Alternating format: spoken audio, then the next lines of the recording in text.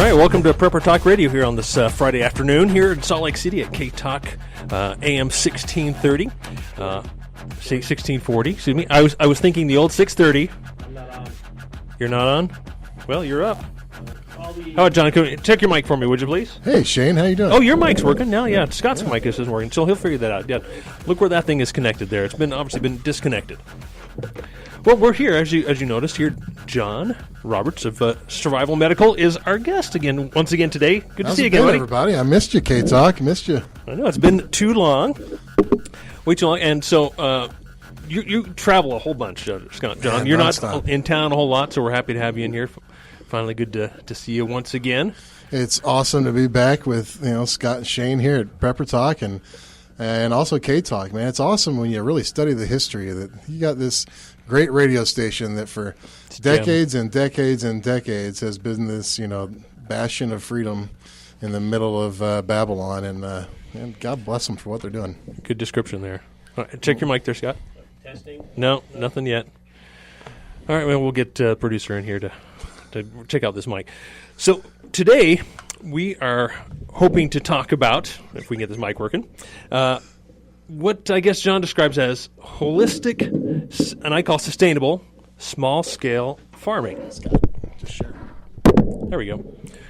And the reason we want to talk about this particular subject is both John and I I think Scott as well, we're all hoping to eventually move off the Wasatch Front, move to a more sustainable life, live off grid, try, plant our own crops, build greenhouses, be more sustainable that way.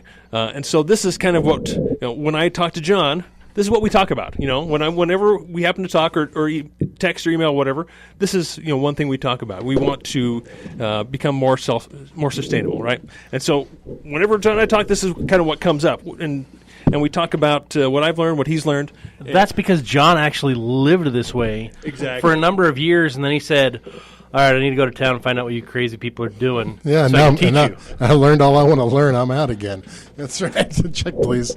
I think the reason it comes up so much, Shane, is that is the ultimate preparedness plan, right? Yeah. It is. In fact, I wouldn't say maybe ultimate's even too much of a statement.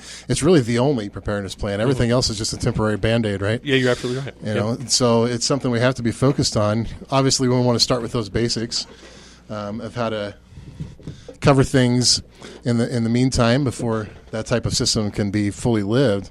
But ultimately, that's really the only truly way to be prepared is to provide for every needful thing ourselves and within our families and our communities.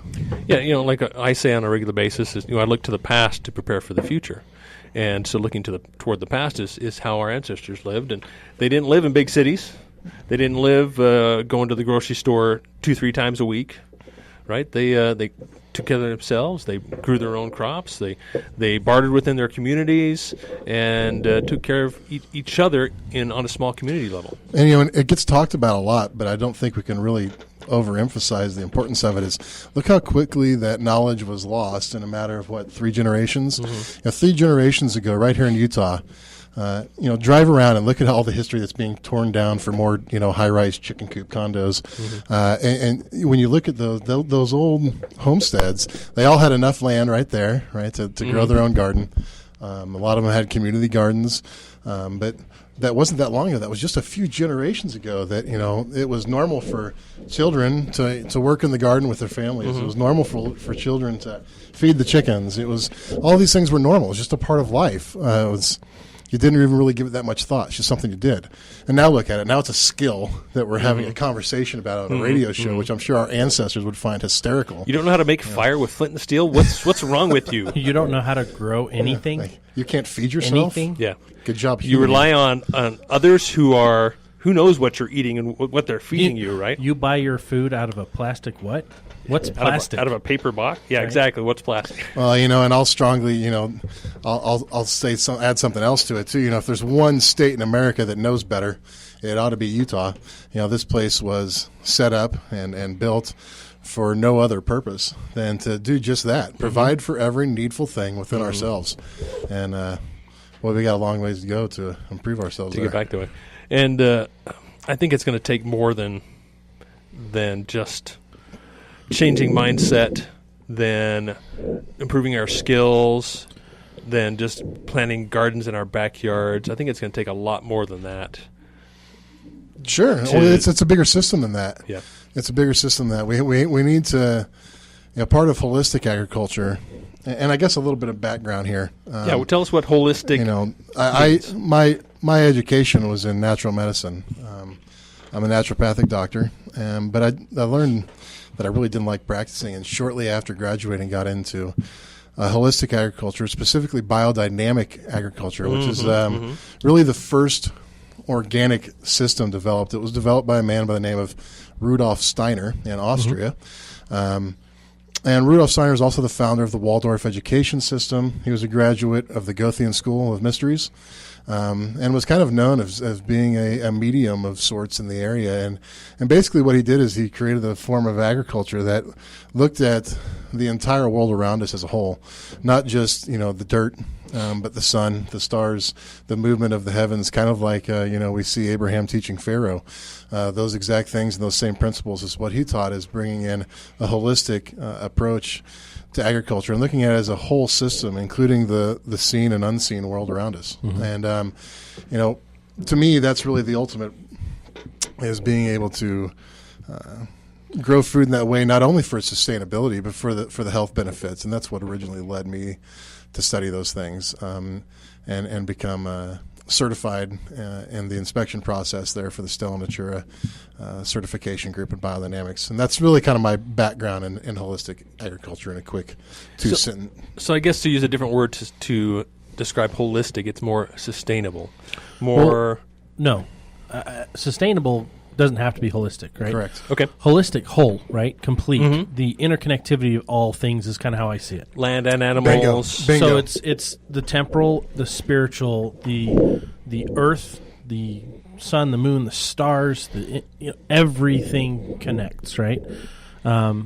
It's the butterfly effect, right?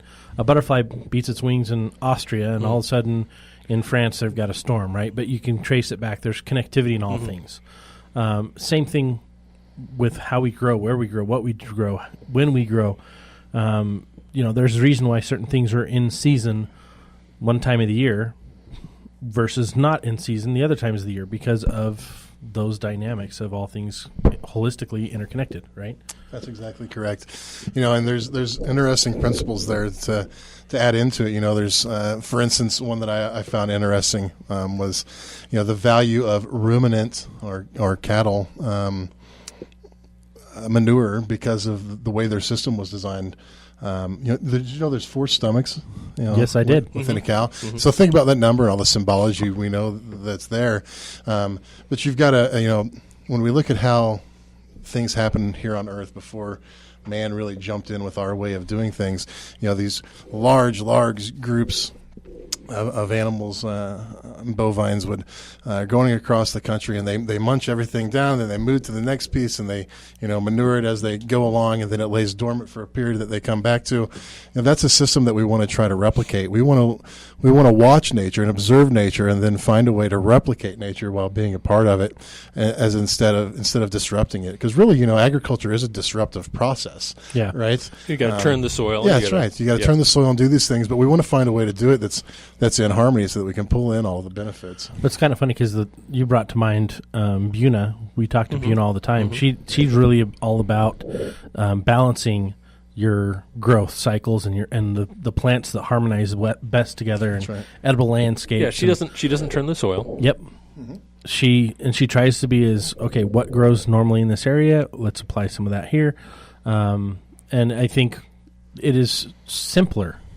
If you really get down to it, it's simpler to just adapt to nature than force nature to adapt to us. Yeah, absolutely. It's more like nature itself. And I guess kind of the word maybe is permaculture is kind of a description of basically letting it grow like nature. So in a permaculture type garden, you've got various things growing amongst each other, amongst each crop. So instead of having the potatoes over here and the carrots over here and so forth, they're all kind of growing and complementing each other. Sure. Working together. So is that part of the holistic approach? Absolutely. You know, looking at things as systems that are intricate to the whole, as opposed to individual, monoculture or input output. It's really a paradigm is where it starts.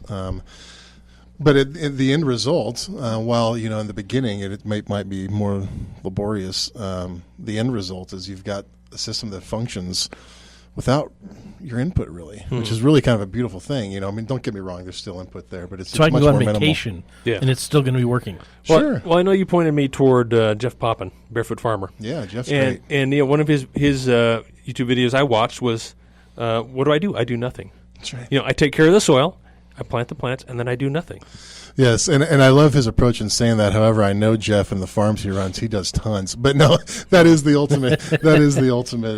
The ultimate goal is that we observe nature and find a way to work with it. And in that process, not only do you develop a system that really functions at a high output, but what we learn and how we're developed in the process is really, I think, the most amazing part to me. In how we connect to the land, how we connect to the growth of our crops. I mean, what do you mean exactly? Well, we've got by this modern cultural belief that sees humans as separate from this chain in the world around us. And the more we put ourselves into that, the more that we understand those rhythms, and I think understand who we are and our greater purpose here. Which, maybe that's more philosophical than we're going with this, but I think when we talk about preparedness, that's a part of it. Absolutely. I think you're kind of going into the world of grounding. Sure. Right. And that's, I firmly believe in it. That's why Shane makes fun of me all summer long, because most of the summer I'm shoeless. I am either in sandals or barefoot as much as possible. Thanks for wearing pants today, by the way. You're welcome. I figured I'm in public. I got to put something on. I hate that part about public. I know. It kills me every day. But that reconnecting with the earth, because I do feel healthier.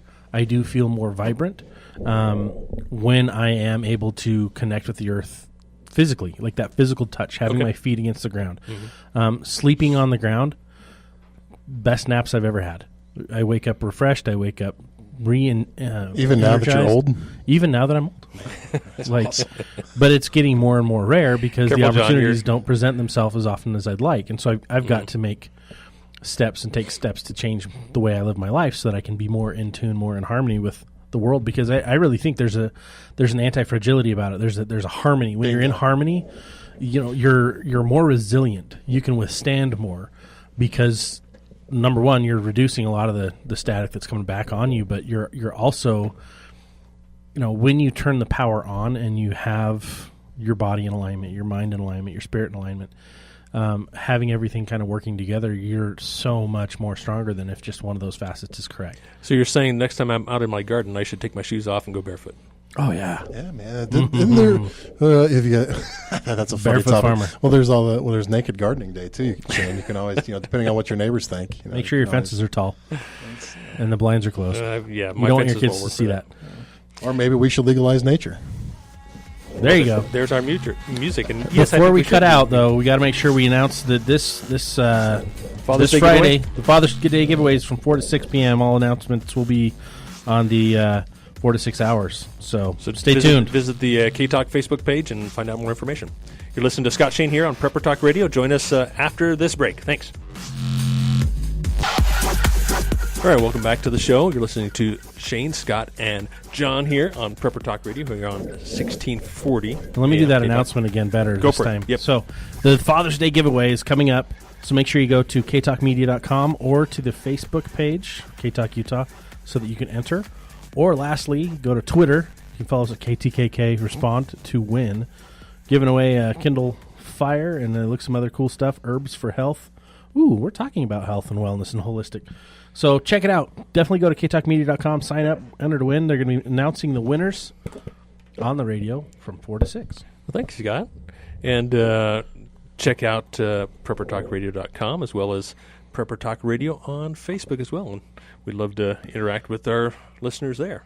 Absolutely. So we're going to continue our conversation on holistic farming, holistic gardening, which holistic is basically the sum of all parts, including all aspects of life, plants, animals, I think spiritual. It's interesting because a lot of times when someone says holistic, the key response is, oh, spiritual stuff. There we go. Right. That's exactly where I was going to lead.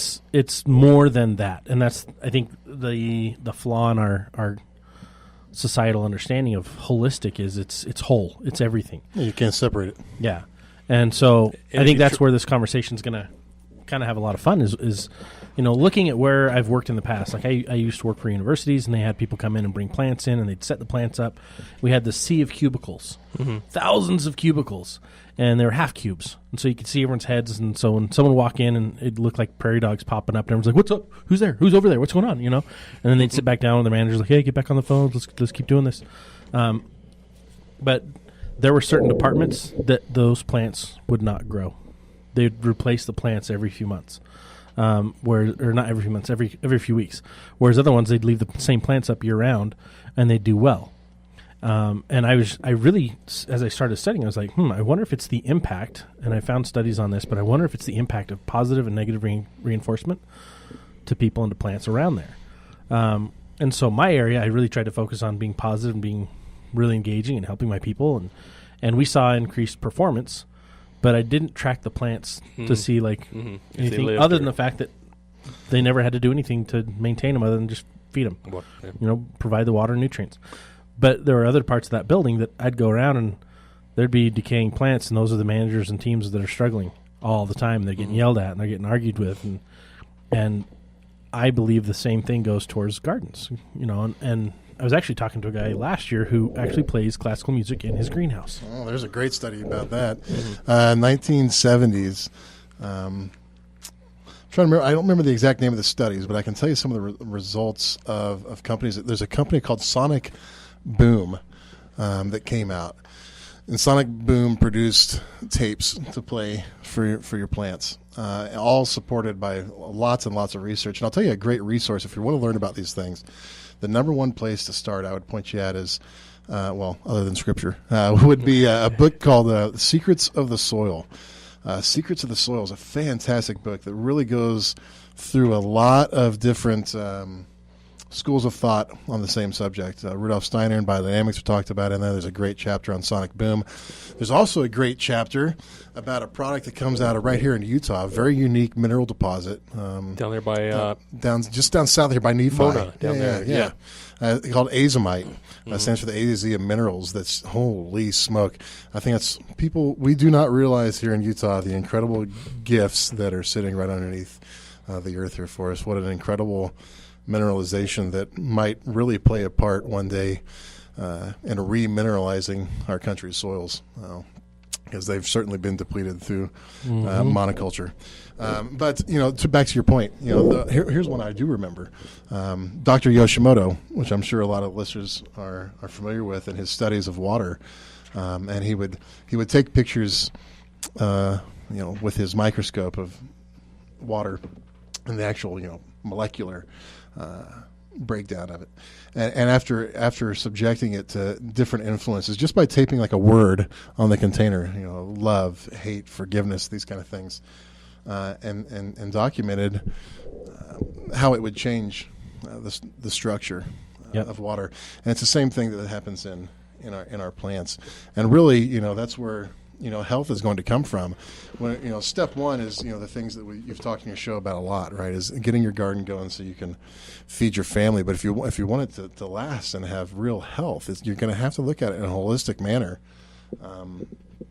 so that it's something that really provides for the health of your family. Again, when you're thinking about it in a preparedness situation, right, is obviously the course of what we're talking about here in your show. Is a lot of the ways that we have to rely on today to remain healthy aren't going to be available, right? And if you really want to get to the root of health, it's about prevention, right? And the way to do that and stay healthy is eating these foods that are grown this way. Right. I've experienced it myself. I remember the very first time I went to a biodynamic agriculture convention. And I like to eat. I've heard this story. This is actually really funny. It is. I like to eat. I really enjoy good home cooking. I'm a farm boy from the South. I like to eat. And I get there to this biodynamic convention, and it's all the meals are part of it, and all of them have been grown there in Virginia, where the conference was, by a local, very large and very well-known biodynamic farm. And the first day, I had an apple in between like breakfast and lunch, and there were so many great speakers, and I was so excited to be there that it was like dinner time the second day before I realized that I hadn't been hungry since eating that apple, the day before in the morning. And ever since then, I drew the conclusion that I wasn't hungry because I had everything my body wanted and needed. This was a true apple, not this Frankenstein apples that we're used to eating, and I wasn't hungry for 30 hours, which is hard to believe. I'm a big guy. I like to eat. Yeah, I'm a big guy too, and I grew up in a household where my mom would forget to eat. And to me, that's blasphemy. How do you forget? How do you forget to eat? How do you forget to take care of the tabernacle that you've been given so that you can continue to do your labors here on this earth, right? Whether they be for your own gain or for serving other people. Like, I don't care what you're doing, how you're doing it, but are you putting energy in? Because you'll run out if you don't. And my mom would always run out, right? And so I'm like, I'm just the tiniest bit hungry. I'm like, I'll go make a sandwich. I feel a little bit hungry. I'm going to go ahead and eat. I'll go get some pizza. And tiny little bit hungry. Let's go get some grapes. I'd go grab something. Drink some water, go get something. But it was interesting growing up. I would get on everyone else's cases. When's the last time you ate? That was important to me. But it was because my mom would forget. But if you're eating the right stuff, you're like, we eat so much now, like so much. And it's because it's mostly processed and packaged, and it's stripped the nutrients, the natural things out of it, and been replaced with chemicals. You feel cravings and still need to eat more. Yeah, and the fake things. I mean, sugar is just a filler, right? If you have fructose in a fruit, it's so much better for you than just, hey, let's throw sugar in this thing and make it more appealing, right? There's so many things that we do that we add to the foods and we modify and yeah, that tastes great, whoop-de-doo, but what does the result yield? Fatter, slower, less healthy, less holistically well people across the United States, America, and the world. But we sell foods here in the United States that other countries ban because they're so bad for you. And we're like, nah, hold my beer. Watch me eat them Twinkies. Well, we've kind of come to the point where we have no options unless we create those options for ourselves. Bingo. So which begs the question: do we ever have no options? No, we always have options. Well, and I'll interject with the radical viewpoint there of what did God command us to do? We're supposed to be growing those things ourselves, but yet we stay focused on other things and somehow prioritize them over what we've been told to do. Which I think there's two parts to this, right? The first step is sustainability, right? And being able to provide for ourselves. And the biggest point of that is building your soils, I think, is what we really need to look at. And we can't do that while looking at agriculture systems individually. It takes a whole system to sustain itself. In other words, we can't just have a garden in the backyard. There's not enough input there. There's going to be some carbon that's left over, right? When you grow some corn, your corn husk, you can then compost, and the vines after they've borne their fruit at the end of the year. But there's not going to be enough carbon there to replenish what it needs for the next year until we bring in some other pieces of this system, right? So that's why we saw back in the homestead days, right? You had these farms where you've got a small dairy over here, and you've got your chickens over here, and you've got your orchard, and you've got your garden, and you've got your pastures, and we rotate these things because nothing can sustain continual growth. Everything has to rest for a season. Yep. Everything has to rest for a season. That's a principle that'll always be and so I think a lot of times in this particular environment of where we live and how we are learning to garden and take care of ourselves, I think that's one of the biggest mistakes we have to look at is, there's my garden spot, right? And because we have grass growing everywhere else, right? Sure, and we need to rotate those things, right? Yep. There's not a whole lot that's better for your soil than growing grass, and so we need to take advantage of that in the way that it naturally builds nutrients and moves nutrients through the soil itself. But we have to rotate those things in order for that to happen, because that's again observation of nature. We are not independent of nature. We need to replicate it. How does it work in the world around us? And how do we adapt to live with it, as opposed to the opposite? My question to you, John, is that I'm having, I guess, a little bit of a struggle understanding exactly what this holistic word means. Can you tell me what the opposite of that is? Sure. It's not just input-output, is I think probably the best way to put it. Okay. Right? If we look at like organic agriculture, for example, there's really a list of do's and don'ts, right? Mm-hmm. You can put this in your soil, but you can't put this, right? So that's the input-output side. Holistically, what we need to look at things is really, I think the key word there would be intentionality, right? And the first part of intentionality is an understanding or a seeking to understand of the world around us and how we play into it and be a part of it. So holistically speaking, the first step of that is, like I said, the sustainability and looking how these systems complement each other. The next step to that is intentionally realizing, what is this earth that we're putting our hands in and asking to grow fruit, and who are we, and why are we, called to plant these things and till these things, and what is our role in that system? Are we separate from it? Do we just take? Or are we an intrinsic part of it? Does it need us? Or will it just grow briars and thistles without us? Mm-hmm. I think that's really the big difference when we talk about it holistically, is seeking to be a part of and understand and having the intentionality and reverence for it, right? This isn't, we can take from the earth while being respectful, and we can be a part of that in a way that's building it up together. If we just see it as this continual pit that we draw from, those life force energies aren't going to be available there that we need to holistically look at it and grow something that's healthy and really sustainable long term. Maybe it'll be sustainable for a short term, but unless we look at it as a larger grouping, a larger environment, it won't be sustainable long term. Well, I think the key is like, okay, the traditional farming that we're taught today is in opposition to the way the earth moves and works, right? Mm-hmm. Absolutely. And it's forced rather than what's the opposite? Than allowed, harmonized. Right? Yes. And another thing I was thinking, sorry to interrupt you, but before I forget here, how you were talking about a bottle of water, you put the word love on it, or you put it, and the molecules act differently. I think the same is when we put our labor into that ground. Amen. Yep. There you go. That's and what I mean. That's the intention. That's right. Right. So, and it's funny because this is an area where I fail. Right now, I'm currently failing. Me too. I've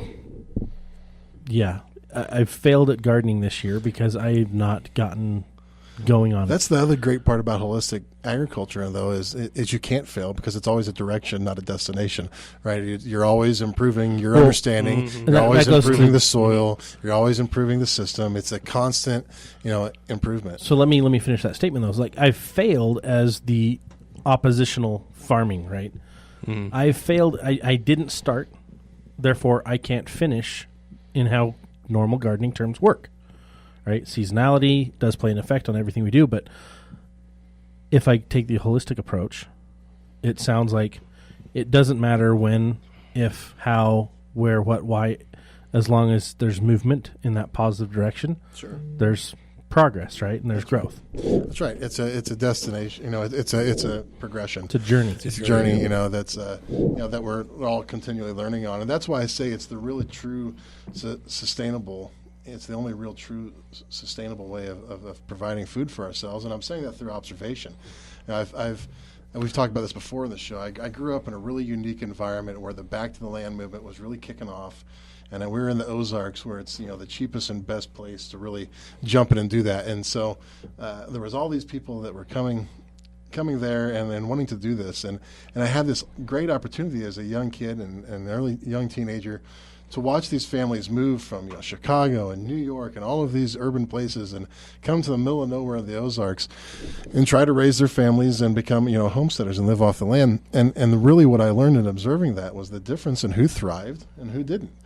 And the ones that I can absolutely tell you, the ones that thrived, is the ones that understand the holistic way of looking at what they were doing and how it, and in that particular instance, holistic would even mean the way that they communicate with their families and how they raise their families. It was all part of how they provided for themselves.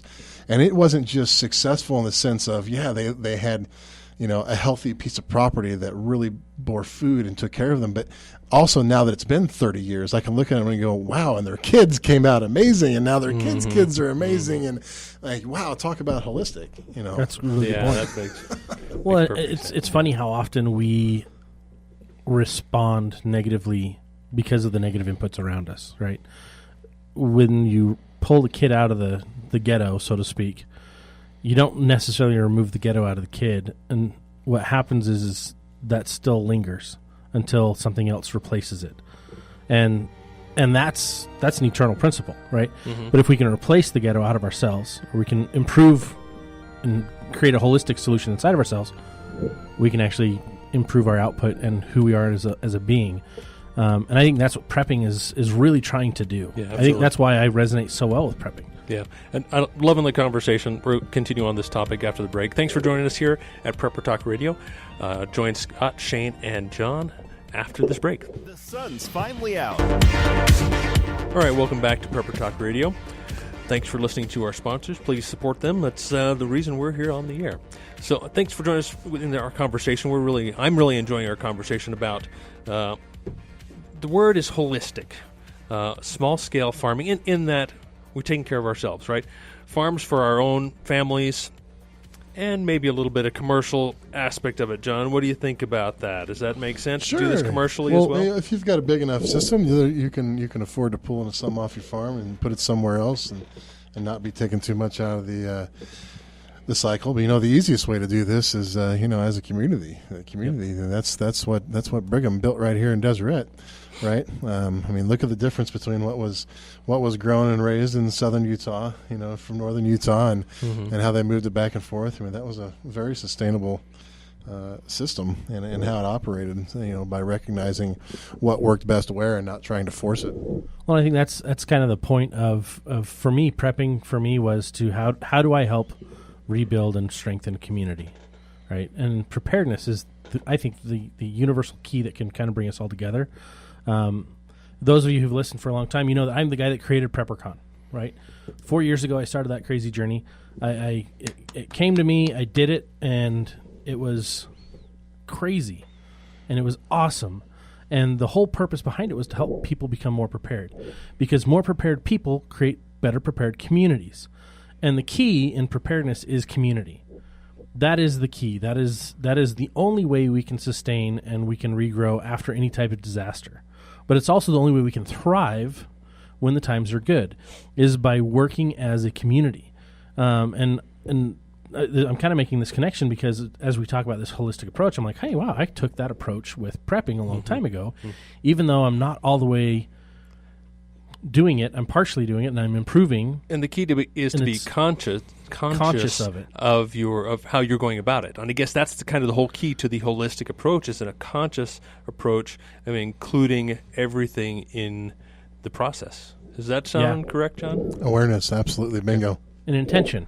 I think right. More importantly is the intention behind it, because my approach is I want to help create better prepared groups, better prepared communities, better prepared individuals is where it starts. You touch one person's life, they can touch a number of other people's lives and improve those as well. And that's the key. My grandparents were the ones that taught my family preparedness, and it's come full circle to me. And now it's my job to help us teach others and resurge the independence of yesteryear, resurge the confidence in what we could do, the ability to work with nature, to work with other individuals, to harmonize a better way of life. And I think if we just keep the TV on, and but this is radio, if you keep the radio on all the time, and a lot of it just becomes chatter. And unless you're paying attention to the right things, it's not going to grow. The intention's not going to be there. So I'm hoping and I'm pleading with you guys, if at all, in any way, shape, or form, you want to be better prepared, look at it holistically. Take the approach of inside out and intention, because maybe you can't afford to buy your supply of food right now. Maybe you don't need to, right?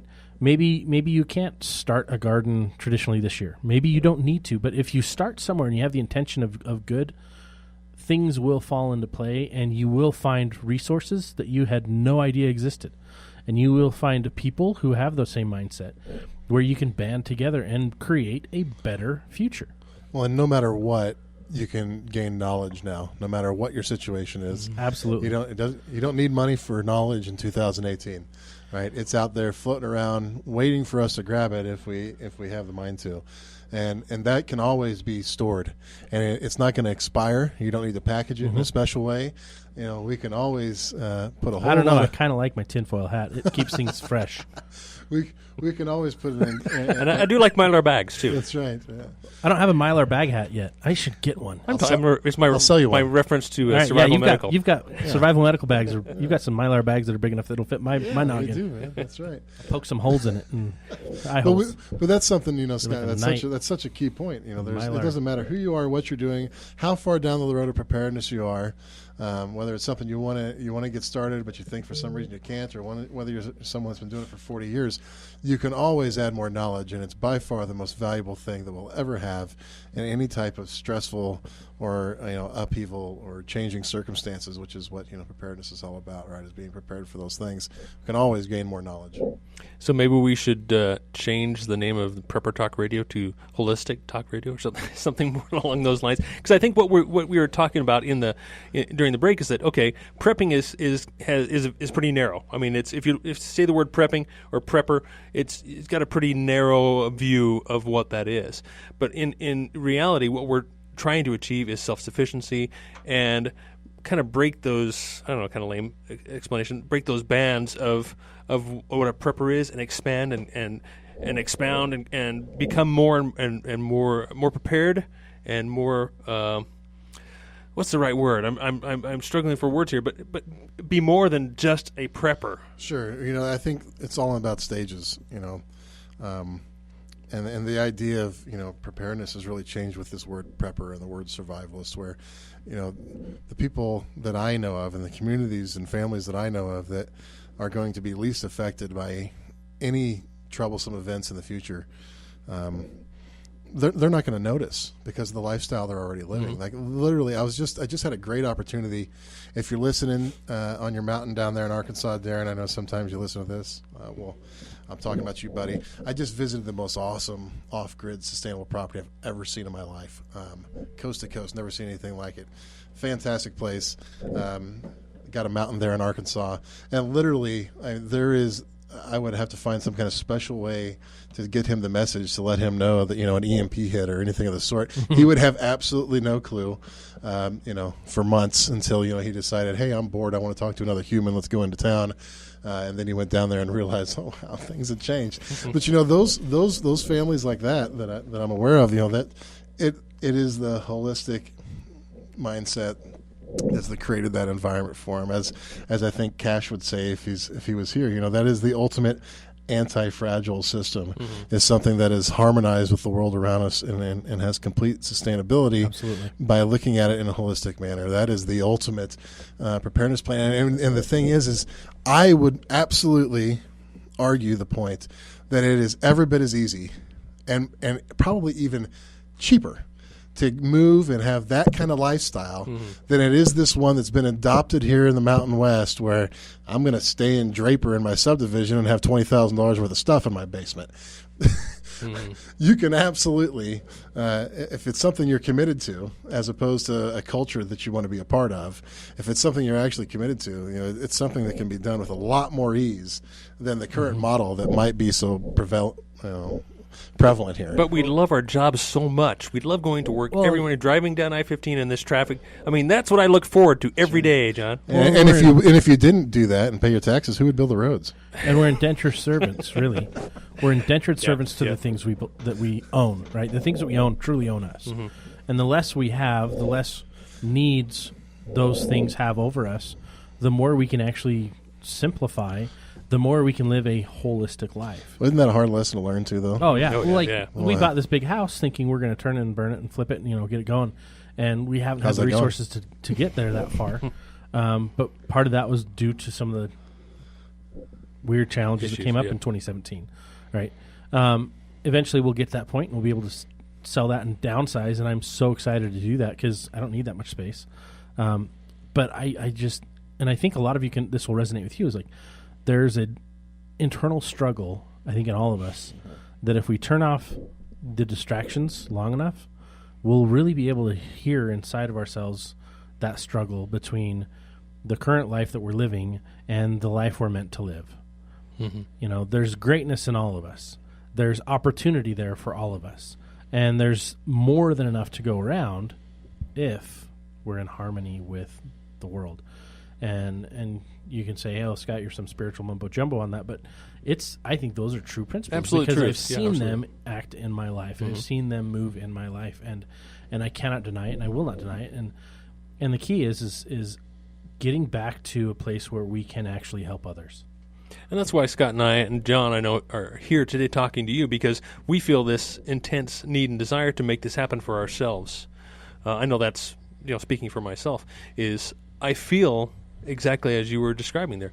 How do I make this change in my life to become more at one with everything? Well, the spirit of community builds up. Right, that's what Scott was saying with Peppercorns. What you guys are doing here, when we talk about holistic agriculture, there's a spirit of community behind that. It's the spirit of competition that builds, that tears down. Right, and I think at the end of the day, all of us, have a great fear because of what the culture of the world around us tells us, things should look like, that we don't want to detach from it. And as Scott was saying, that's a hard thing to detach from. I know I'm certainly been guilty of attaching myself to the world and not living the simple life that we should in order to truly be holistic and sustainable and prepared. And I've seen the toll it's taken on my family in doing so. And and the challenge is there is when we see those things and we know there's an opportunity for something better and we know there's an opportunity for something different, are we the type of people that will take action and grab that bull by the horns and really change when it's necessary? Because at the end of the day, if we're talking about preparedness, the ability to adapt and change when we've observed something that needs adaptation and changes, that's going to make all the difference. Well, I guess my last question here in the last few minutes is, change is very personal, right? We each have to make our own decisions, our own choices as to what we're going to do next. If you feel that inspiration to do something. But what is it? What can we do and in particular, start producing our own food in a holistic sense? How do we start with that in living in these boxed-in communities where we really have no escape right now, but we're working toward that? Gain the knowledge. Gain the knowledge is definitely a place where everyone can start.